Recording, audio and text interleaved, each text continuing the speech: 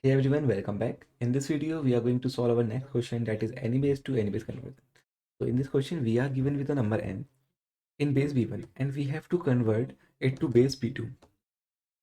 So let's say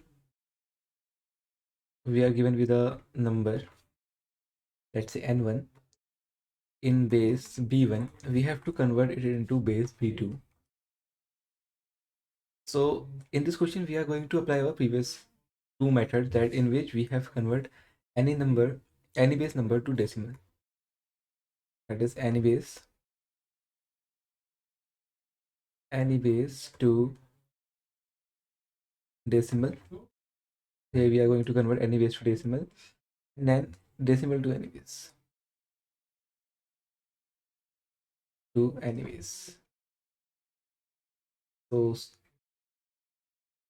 this is our logic that we are going to apply in this question. So let's say we are given with a number 172 in base 8 and we have to convert it into base 2. Then what should be our answer? So we have to follow two steps. In first step, we have to convert this octal number to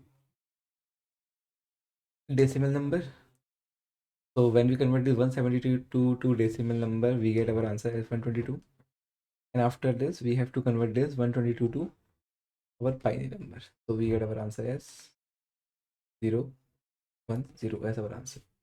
So let's now code it. So initially, what we have to do, we have to extract our decimal number. So how we can extract our decimal number? Initially, what we have to do, we have to convert our source base to, our decimal number. So we have to copy this code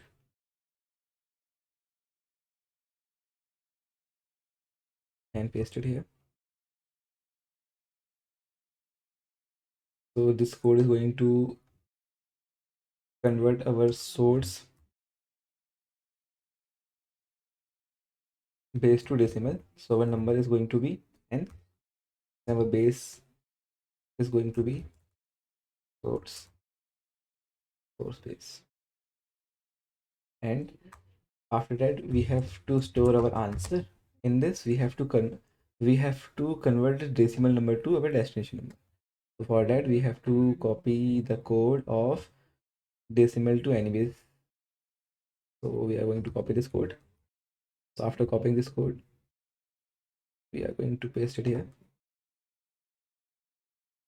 So we get our answer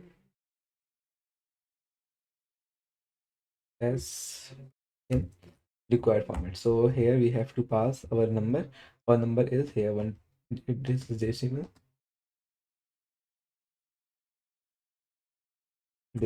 After that, we have to give it a base.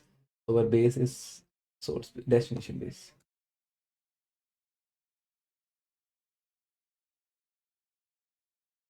And at last we have to print it.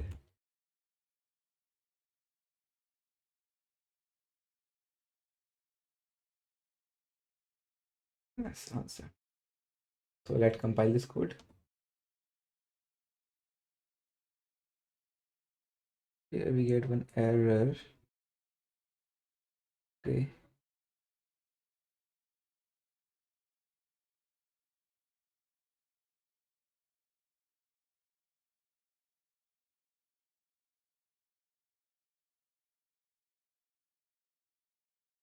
So we get our required answer.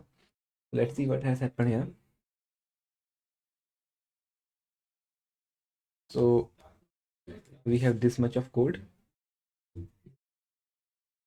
We have this much of code here, which is performing our task.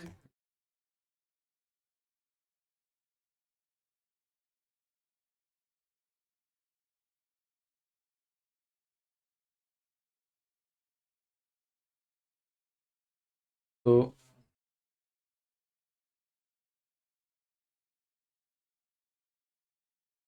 this much of code is giving us value this. So when we get our decimal value as 122, we passed our decimal value here as 122, our destination base. So our destination base was 2. So we are passing our decimal value as 122. our decimal value as 122 and our destination base as 2. So we receive our answer here as, so that is how our code is going to work. So hope you got the logic for this question. For more such amazing content, like, share and subscribe this channel. Thank you.